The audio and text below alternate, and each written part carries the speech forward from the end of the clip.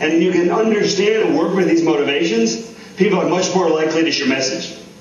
So the you motivation is pretty straightforward. It says, you're a great company. I love your stuff, I love your products, and I gotta tell all my friends because you're fantastic. Now, the hard part about the you motivation is that the better you are, the less reason there is to talk about you. And this is what we call the chocolate problem. And the chocolate problem is this. The chocolate problem is that you've never picked up the phone, called a friend, and said, hey man, have you tried chocolate? It's awesome. Duh. Everybody knows chocolate's good. So, it's also the Ritz-Carlton problem. You stay in a Ritz hotel or a Four Seasons and the food is wonderful, the service is perfect, and the rooms are beautiful, and you don't walk out the door, call a friend and say, have you heard? Ritz hotels are nice.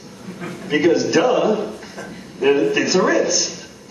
But you stay at the $79 Drury Inn and they give you a free phone call, and you're so excited that you're telling all your friends how wonderful this free phone call is. Or how wonderful this hotel chain is. That the secret to the chocolate problem is giving people a fresh reason to talk about you. That it's not enough just to be good, it's got to be a reason to talk. And the best example of this is Google Maps. If you think back, the first time you saw Google Maps, they were very smooth and you could slide them around and they were so much better than other map programs. And you told everybody, wow, check out these maps. And we started using them. So once you said Google Maps are better, that's the end of the conversation. So the word of mouth stops. So at least here in the States, and I assume over there, they then added satellite view. Do you guys have satellite view in Google Maps? Mm-hmm. Yeah. No? Yes? I can only see the backs of your heads. All right. So think about satellite view. One day, every one of us finds out that we can look at the top of our own house. And we all did it, and we emailed the friends, and I can see the top of my own house. And suddenly, everyone's talking about Google Maps again. They solved the chocolate problem.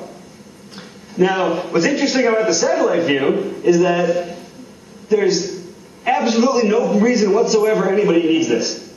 It is a completely useless function, but it's a great reason to talk. And as marketers, we keep thinking about product benefits and product messages, and we get caught up in that thing we're supposed to sell. But the thing we're supposed to sell is not the same thing as the reason people are going to talk about us. So that if you follow Google Maps, you look at all the features, they add useless features and a useful feature. They add a useless feature and a useful feature, but every 3 or 4 months, there's a fresh reason to have a conversation about Google Maps. That was dizzying. So, hi guys. I can see the back of the room now. So that's the you reason, is you got to keep giving them fresh reasons to talk about you. The me reason says, I'm going to tell my friends about you because I feel, wow, you people are gorgeous. Oh, man. All right, so the me reason says, I'm going to talk about you because it makes me feel good. It's not about you, it's about me. And if you read The Tipping Point, there's this Malcolm Gladwell view where he says there's these magic influentials, and the right cool guy wears the right shoes and the right club, and we're all talking about it. I think that talkers are regular folks. That, you get right now, you know who you would call this instant if you needed advice on buying a car. And you know exactly who you would call for advice on gardening. And those are those regular folks. So if we want regular people to talk about us, we need to reward them for talking. Either they need to feel smart. The reason the car guy likes to be the car guy is because he loves to be an expert, he loves to be asked. So for people who want to feel smart, you need to give them information. And you want to use blogs and newsletters and factoids and YouTube videos and anything you can do that the guy who likes to talk about your stuff feels really smart. So feed them info. Some people like to talk because they're important. So there's the ego motivation.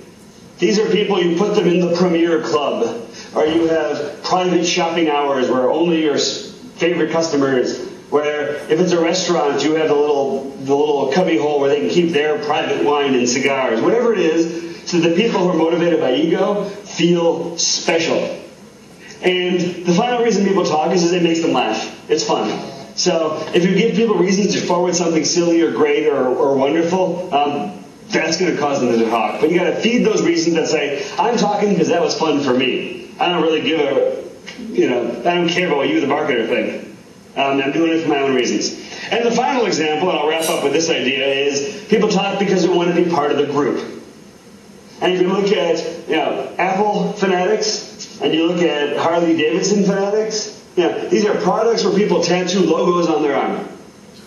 And, what causes that energy? I mean, the only commonality is maybe physique, but these guys love to talk about the brand. So the more you can make people feel like they're part of a club, part of a group, part of a VIP program, the more likely they are to talk about your stuff.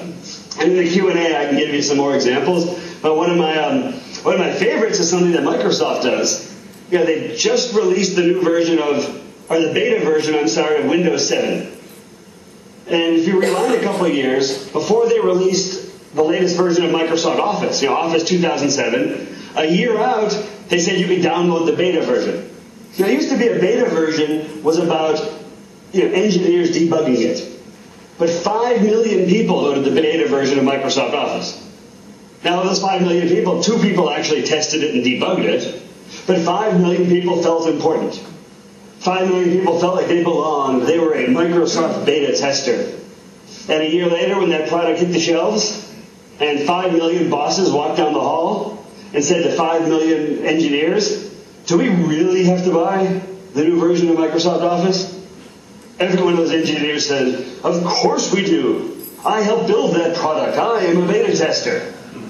And that belonging and that inclusiveness and that importance is why people talk. So there's a lot more about this. Obviously a book full of stuff. But the big ideas here to take away from this are give people something to talk about.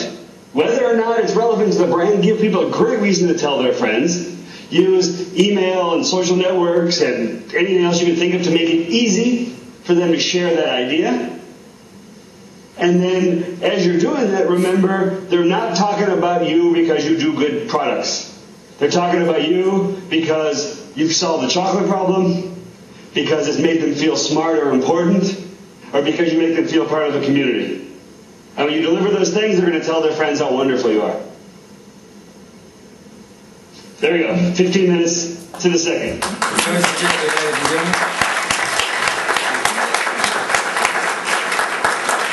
Thank you very much, Joseph. You can see everyone all the way back now? Brilliant. Well, as we said earlier, the floor is yours. Any questions at all that you do want to pose to Joseph? We'll put him for a 10-minute Q&A, so fire ahead. Anyone want to kick it off?